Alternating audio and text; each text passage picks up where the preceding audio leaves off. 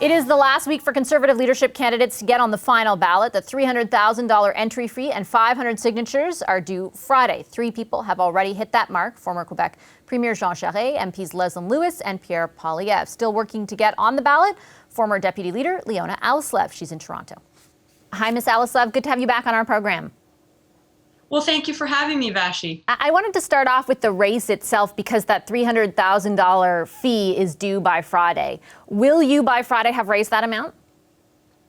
Well, there's no question, Vashi, that that's an extremely high bar.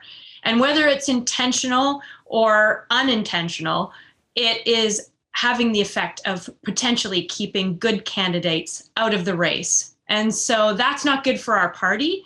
And that's not good for our country. I know in the last race, there were people like Marilyn Gladu and Rick Peterson who were not able to be in the race. And a leadership race is about more than just choosing a leader. It's about showing Canadians the breadth and depth of our party so they can see themselves in it. So yes, we're on track. It's a tough battle, but we plan to be able to get there by this Friday. But it certainly is a high bar and one that we wouldn't want to be preventing from getting good candidates. So just so that I'm clear, you think you will cross that bar. You're not saying that you're going to be one of those candidates who falls short, are you? That's the plan. We've got a great team who are doing wonderful things, and we've gained incredible support over the last couple of weeks. And so it's looking like we're going to be just over the bar. How much do you have left to raise? Well, we're gonna get there, and that is for the campaign to be understanding where we're at. Okay, you don't want to disclose that right now. Just on the question of whether or not it is too high a bar, when we've interviewed party officials about that, they're pretty specific about it being a high bar for a reason, right? If you can't raise $300,000, how can you raise that many hundreds of thousands of dollars more that might be necessary for the full race itself, or even beyond that if you were to become successful as the leader of the party in a general election? Is that not valid?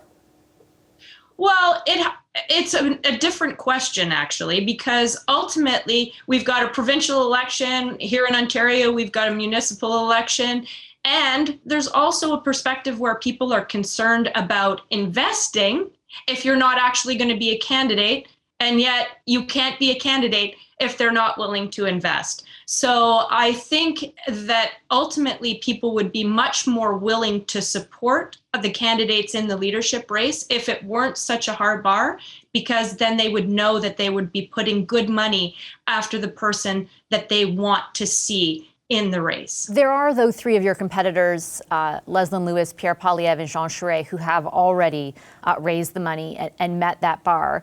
And with great respect, I ask, you weren't able to win the last election, just running as an MP, as a Conservative MP. Is it possible that members are not certain you can win the leadership? Oh, I wouldn't say that at all, Vashi. Ultimately, I did win in 2015. I won again in 2019 and was deputy leader of the Conservative Party. I have served in the Canadian Forces, as you know. I worked at IBM. I worked building and designing aircraft assembly lines at Bombardier. And I have run my own small business for many years, a seasonal tourism business in Northern Ontario. So the people have confidence that I can win, and that the breadth and depth of experience that I bring to this leadership race will put our party in good stead.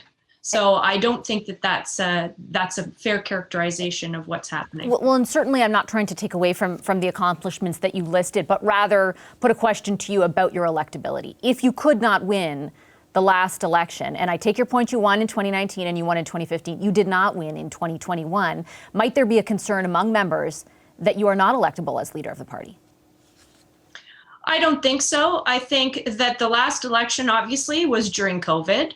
And it takes even the best candidate has challenges in an election because it's a combination of factors that have to come into play for a candidate to be successful. You need a sound policy, you need the tactics and capabilities of the party and the leader as well as the candidate. And so it was a confluence of things that influenced the outcome of the last election.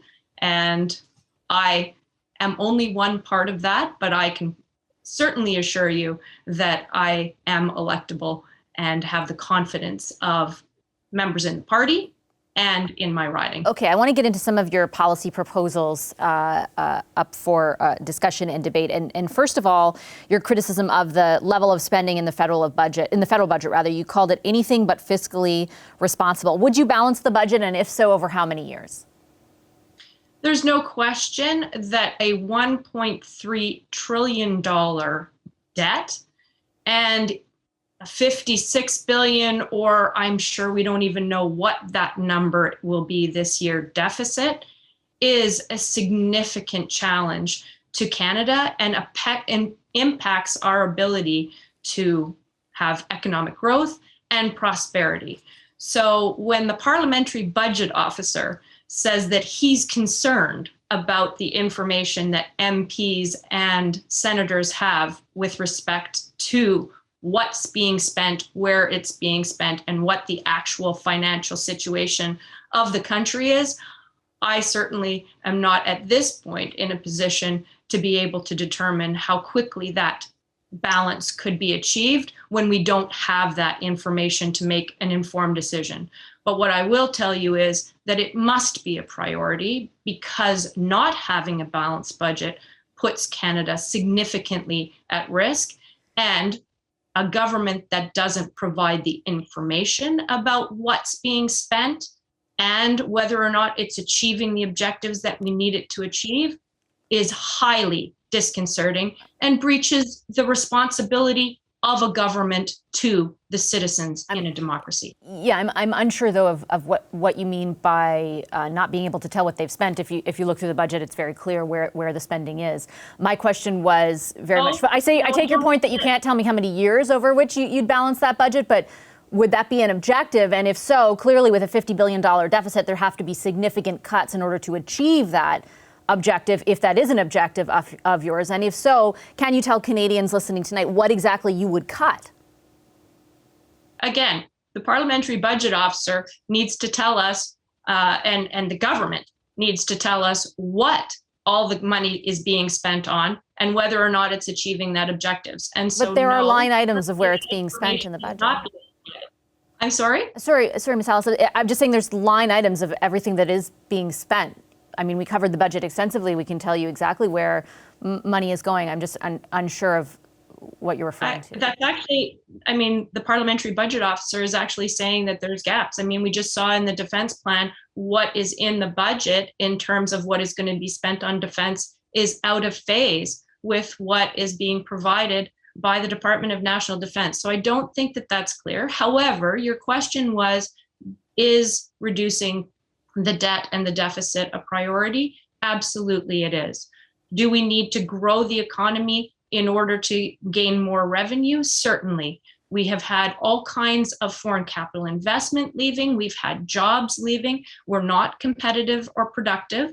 And so we do need to focus on these things to be able to grow the economy. And yes, there may have to be some reprioritization of spending, but again, without having a clear understanding of what is exactly being spent and whether or not it's achieving the objectives that we intend for it, we're not in a position at this point to say what specifically and how it would need to be reprioritized. So when you use the word reprioritize, though, that doesn't mean that you're, I guess I'm trying to ascertain how exactly you would, if the goal at some point is to balance the budget, do so. Because I've interviewed a number of your competitors and everybody's saying the same kind of thing. They're essentially banking on the economy growing and revenues going up. And nobody is really willing to say, you know what, we would entirely get rid of those childcare deals, and that would save $8 billion a year. Or we wouldn't do healthcare transfers because that's more than $20 billion. Or we wouldn't meet the 2% target for NATO because that could be about $50 billion a year. Like, what is something that you wouldn't do? Or are you saying you're going to try to do all of it and just bank on the economy growing? I think it has to be a combination of all of the above.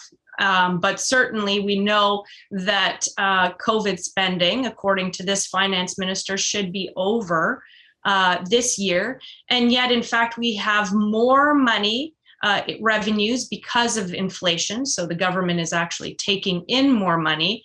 And yet, this budget is still $5 billion more than it was last year.